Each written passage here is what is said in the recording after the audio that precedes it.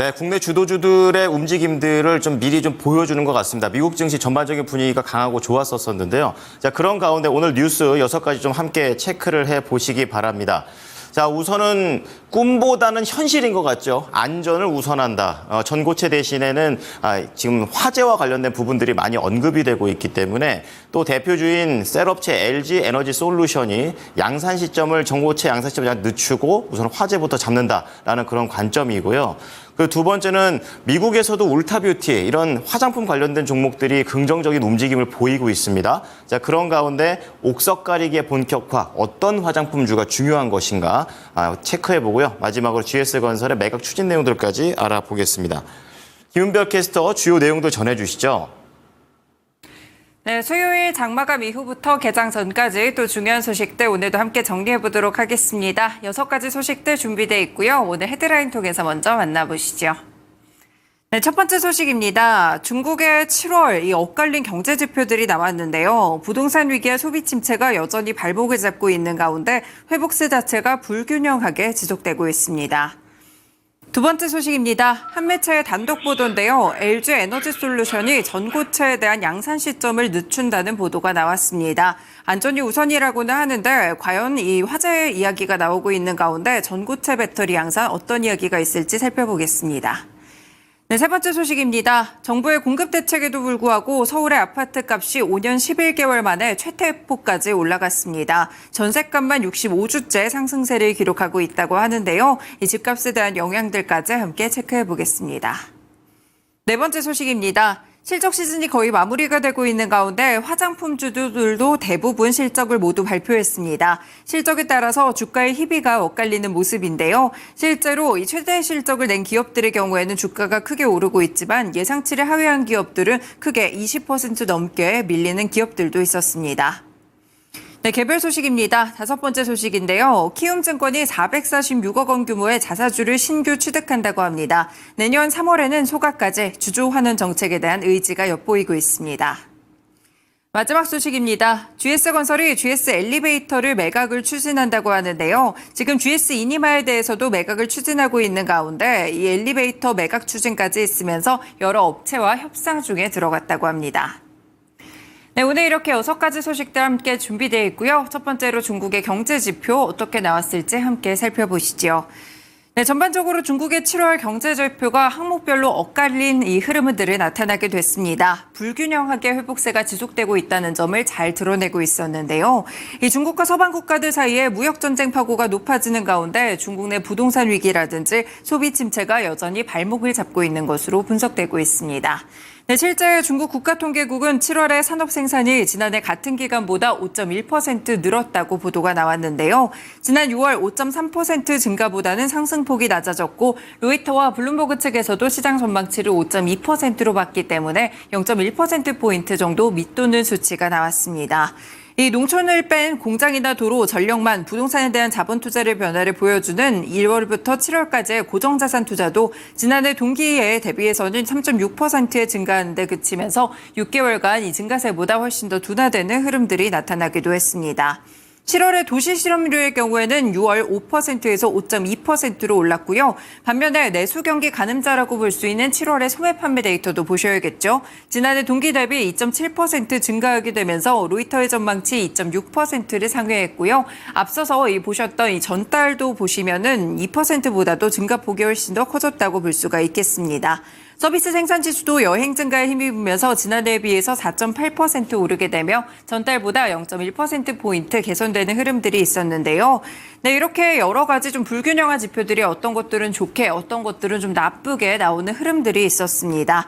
이 중국의 저가 수출 공세를 불공정 경쟁으로 보는 미국과 유럽연합은 현재 자국 시장을 보호하기 위해서 중국에 대한 무역 장벽을 계속해서 높이는 상황인데요. 결국 부동산 위기 그리고 소비 위축이 중국 경제에 대한 회복세에 발목을 잡고 있다는 분석들이 나타나고 있습니다. 네, 이렇게 중국의 경기 회복세가 여전히 좀 둔화되고 있다는 점까지 함께 전해드렸습니다. 네, 두 번째 소식으로 넘어가 보시죠. 최근에 전기차 이 배터리에서 화재가 발생하게 되면서 이런 사건들 때문에 전기차에 대한 불안감이 커지고 있는 가운데 여러 업체들에서도 이 전기차의 제조사를 공개하기도 나서기도 했습니다.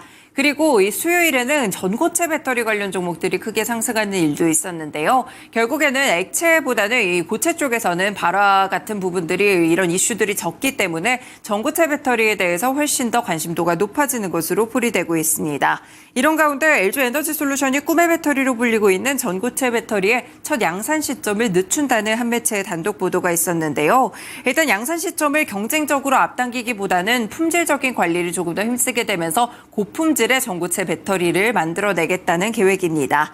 2026년까지로 예상이 됐던 고분자계 전고체 양산 대신에 2030년까지 보시면 황화물계 전고체 배터리 양산에 조금 더 집중하겠다는 이야기가 있었는데요. 일단 전고체 배터리를 아셔야 될 것 같은데 전해질의 물질성에 따라서 산화물계, 고분자계 그리고 황화물계로 나뉘게 됩니다. 유기고체인 이 전해질인 폴리머를 사용한 고분자계 전고체는 리튬이온 전도도가 낮지만 개발이 상대적으로 쉽다는 장점이 있고요. 일단 이 전반적으로 보셨을 때 배터리 가격이 높게 형성될 수밖에 없는 현 상황에서는 전고체를 양산해도 시장에는 조금 활용되기가 어렵다는 그런 분석들이 나타나고 있습니다.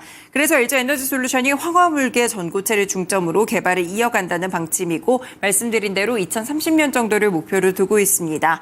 이 무기고체 전해질을 이용하게 되는 황화물계 전고체는 리튬 이온의 전도와 셀 성능이 논의된 소재들 가운데 가장 뛰어난 것으로 알려지고 있는데요. 결국에는 속도보다 품질에 좀 집중하겠다는 LG에너지솔루션의 이런 영향들이 엿보이는 대목입니다. 관련 종목까지 함께 체크해 두시면 되겠습니다. 네, 세 번째 소식으로 넘어가 보겠습니다. 이 정부가 얼마 전에 대규모 공급 대책을 발표했는데요. 다만 부동산 시장 다시 한번 아파트 값이 크게 치솟는 흐름입니다. 이 정부의 대규모 주택 공급 발표에도 불구하고 이 서울 아파트 값이 21주 연속 상승세를 보여주고 있는데요. 무려 5년 11개월 만에 가장 큰 폭까지 올랐다고 합니다.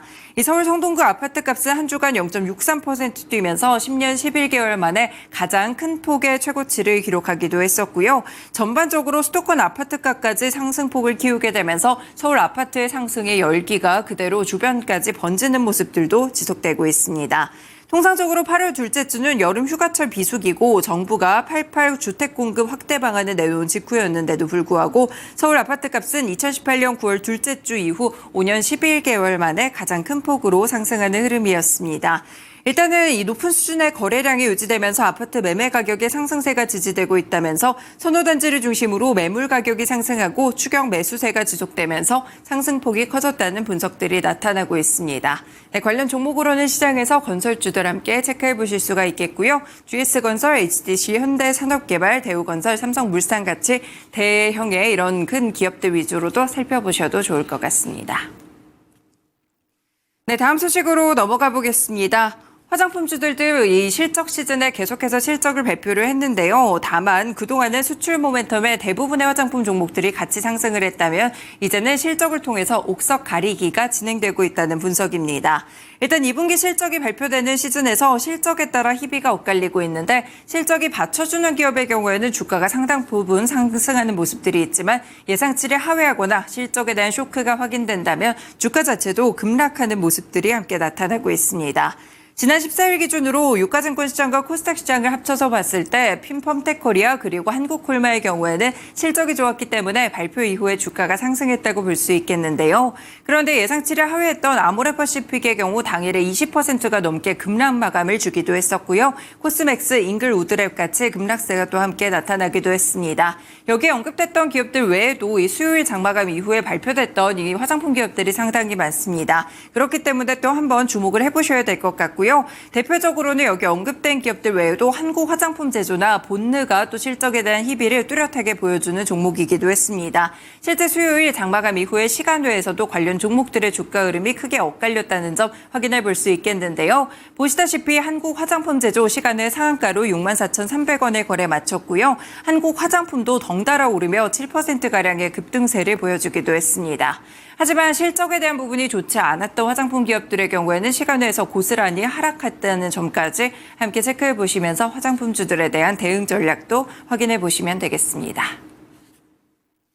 네, 다음 소식은 개별 소식 살펴보겠습니다. 키움증권 측에서 이번에 주주가치 제고를 위해 446억 원 규모의 자사주 취득을 결정했다고 공시했는데요. 오늘부터 11월 15일까지 장내 매수를 통해서 보통주 35만 주를 취득할 계획입니다. 향후에 키움증권은 신규로 수집하는 자사주 35만 주를 포함해서 기존에 보유하고 있는 자사주 70만 주를 더해서 총 105만 주에 대해서 소각이 예정되고 있다고 하는데요. 여기에 대한 금액 규모는 347억 5,710만 원입니다. 자사주 기존 보유분의 매입 단가와 신규 취득분의 예상 매입 단가의 평균 단가를 기준으로 산정을 했다고 하는데요. 소각 절차가 완료되는 시점은 내년 3월 중으로 현재 예상이 되고 있습니다. 결국 이렇게 밸류업 관련해서 공시를 내놓는다든지 자사주와 관련된 소식들이 나왔을 때 주주 환원책에 대해서 반응하는 최근의 주가 흐름 체크해 볼 수 있겠고요. 관련 종목으로는 역시나 키움증권까지 연결해 볼 수 있겠습니다. 네, 마지막 소식으로 살펴보시죠. GS건설이 엘리베이터 제조 자회사인 GS 엘리베이터를 매각하는 방안을 추진하고 있다고 합니다. 건설업계에 따르면 GS 엘리베이터 지분 매각을 위한 절차에 들어갔다고 하는데요. 회사에 따르면 지금은 여러 업체들과 현재 매각을 협상하고 있는 상황이고 지분 일부를 매각할지 전량을 매각할지는 아직까지 결정되지 않았다라고 전해지고 있습니다. GS 엘리베이터는 GS건설이 2021년 세운 엘리베이터 제조업체인데 충남 아산과 베트남 쪽에 공장을 보유하고 있습니다. 지난해 매출액은 341억 원을 기록했고 아직 이익은 내지 못하고 있는데요. 지금 GS건설은 이렇게 GS 엘리베이터뿐 아니라 스페인 수처리자 회사 GS 이니마에 대한 매각도 함께 추진을 하고 있다는 점 체크해 볼 수 있겠습니다. 관련 종목으로는 GS건설까지 살펴보시죠. 네, 이렇게 오늘도 6가지 소식들 마감 이후에 개장 전까지 중요했던 소식들 위주로 정리해드렸습니다. 지금까지 모닝뉴스였습니다.